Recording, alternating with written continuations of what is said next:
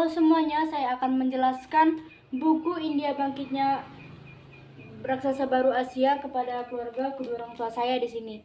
Eh, Banyak materi yang ada dalam buku ini, namun saya hanya memilih satu, yaitu Gilat Perbukuan India Merangkum Dunia.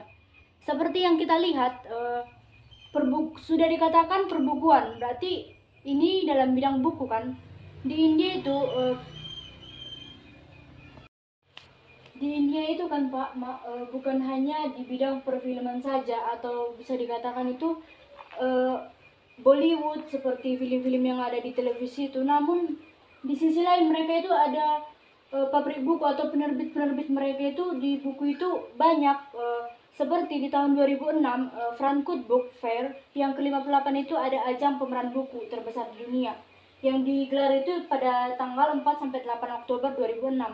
India itu sangat berperan pada saat itu. Mereka diundang sebagai tamu kehormatan pada saat itu. Berarti kan di sini dapat kita ketahui bahwa buku-buku yang diterbitkan oleh India itu kan bagus-bagus, memiliki kualitas-kualitas yang bagus.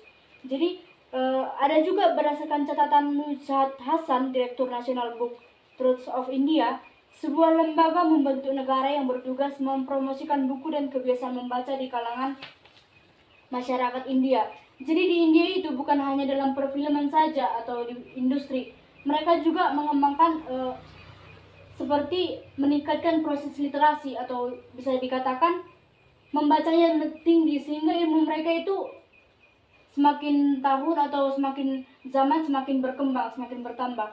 Bukan hanya dalam buku-buku bahasa India atau bahasa mereka, dalam berbahasa Inggris juga mereka sangat aktif. Di sini ada dikatakan India memulai sejarah penerbitan buku berbahasa Inggris sejak zaman kolonial. Dikatakan zaman kolonial berarti saat zaman kedatangan Belanda, zaman kolonial ini. Berarti kan itu sudah lama. Di sini berarti buku-buku dalam bahasa Inggris mereka itu juga bagus-bagus kualitasnya. Yang diterbitkan itu mengenai pendidikan, bagaimana keadaan di negara itu, namun kebahasaan mereka yang dibuat mereka dalam buku itu tuh menarik, sehingga para pembaca itu lebih tertarik untuk membaca buku-buku mereka seperti itu. Yang selanjutnya itu di bidang bisnis outscoring atau banyaknya penerbit asing yang beroperasi, yang merupakan konsekuensi diberlakukannya peraturan pemerintah India yang membuka 75% sektor penerbitan buku. Jadi di India itu penerbitan buku bukan hanya 10-20 saja, namun hampir 75%. Jika kita bayangkan 175%, berarti udah lebih dari setengah penerbit buku. Berarti bisa dikatakan itu India itu ilmunya sangat tinggi, sehingga mereka bisa mengimbangi Amerika Serikat dalam penerbitan buku.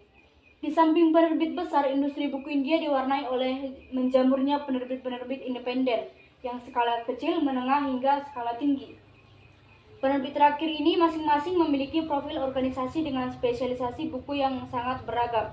Jadi bukan hanya sejenis buku pendidikan, ada juga buku-buku yang seperti buku kebudayaan, buku-buku pokoknya bermacam-macam bukunya, sehingga mereka pun mengekspor ke negara lain. Itu tidak hanya dalam kebudayaan India saja, tapi dalam kebahasaan juga perlu. Kebahasaan India yang ada dalam buku itu juga sangat tertarik untuk dibaca dalam buku.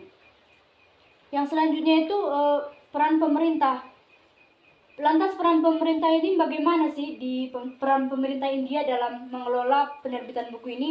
Paling tidak India mempunyai National Book Trust atau NBT, sebuah lembaga negara yang dibentuk tahun 1957 atas usulan Perdana Menteri I India Jawaharlal Nehru, dan saat ini berada di bawah koordinasi Departemen Pendidikan. Nehru melihat bahwa kemajuan ilmu pengetahuan, teknologi, dan industri harus sejalan dengan kemajuan di bidang sosial dan kebudayaan. Jadi mereka itu tidak meninggalkan kebudayaan seperti kebudayaan membaca. Mereka itu tahu tentang teknologi, tahu tentang ilmu pengetahuan dan industri itu karena membaca. Banyak mereka membaca sehingga mereka banyak mendapatkan ilmu pengetahuan. Banyak mereka membaca, mereka lebih banyak mengetahui teknologi, perkembangan bukan hanya di negeri mereka, namun di luar negeri, terutama di Eropa, seperti itu. Jadi saat ini kegiatan lembaga ini difokuskan pada memproduksi dan mendorong produksi buku-buku yang baik dan membuat agar buku-buku baik tersebut tersedia dengan harga terjangkau. Di India juga tidak mementingkan harga yang tinggi dalam buku. Mereka hanya mementingkan bagaimana agar pembaca itu tertarik. Dengan harga yang kecil seperti buku ini, dengan harga yang terjangkau pun, jika pembaca menarik untuk membaca, buku ini akan terus berkembang, akan terus banyak dibaca oleh orang-orang, sehingga sampai kemana-mana pun buku ini akan tetap ada. Seperti itu, tidak hilang dari kebudayaan mereka atau tidak hilang dari terbitan mereka, seperti itu, dan tetap berkembang. Bukan India tidak seperti ini.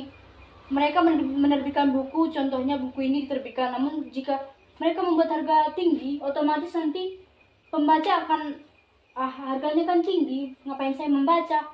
Lebih baik harga terjangkau, mereka tertarik membaca, sehingga produksi mereka pun meningkat lagi, seperti itu. Selain industri kebudayaan yang besar ini tentunya juga tidak mungkin berkembang tanpa dukungan kebiasaan membaca masyarakat India. Seperti yang saya katakan tadi, Indonesia dan India itu kebiasaan membaca India memang lebih meningkat. Jika dikatakan India itu negara berkembang, memang iya, mereka memang negara berkembang. Tapi kebiasaan membaca mereka, ilmu pengetahuan mereka, maka itu tinggi akibat dari membaca buku mereka. Terbitan-terbitan buku mereka juga kalangannya kalangan teratas, seperti itu. Yang membaca juga orang luar negeri, seperti itu kan. Jadi bisa dikatakan ilmu, pengetahuan, teknologi, dan industri mereka itu lebih besar karena membaca buku, seperti itu.